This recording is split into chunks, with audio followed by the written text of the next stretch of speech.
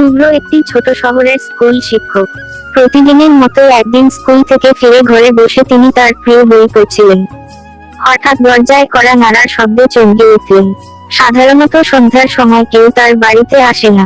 দরজা খুলে দেখলেন এক অচেনা বৃদ্ধ দাঁড়িয়ে আছেন। বৃদ্ধটি বললেন, বাবা, একটু সাহায্য দরকার, আমি পথ হারিয়েছি। শুভ্র বৃদ্ধকে ঘরে নিয়ে আসলেন এবং এক গ্লাস পানি দিলেন। কথা বলার সময় বৃদ্ধ হঠাৎই বললেন, তোমার মায়ের গলার হারটা খুঁজে পাচ্ছ না, তাই না? শুভ্র অবাক হয়ে গেলেন। তার মা অনেকদিন ধরে একটা হার খুঁজে পাচ্ছেন না। বৃদ্ধ কিভাবে জানলেন? শুভ্র জানতে চাইলেন, আপনি জানলেন কিভাবে? বৃদ্ধ মুচকি হেসে বললেন, হারটা তোমার বাড়ির পুরনো পুকুরের ধারে মাটির নিচে আছে, খোঁজ নাও, পাবে। শুভ্রের মনে কৌতূহল তৈরি হলো। তিনি বৃদ্ধকে বিদায় দিয়ে পুকুর পাড়ে গিয়ে খনন শুরু করলেন।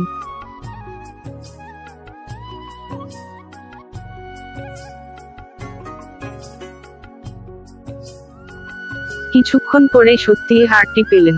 তিনি বিস্ময়ে হতবাক হয়ে গেলেন। পরদিন সকালে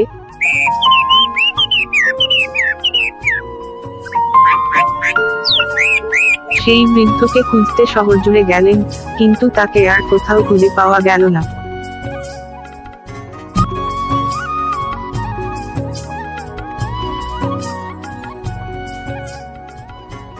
শুভ্র আজও ভাবেন, সেই বৃদ্ধ কে ছিলেন।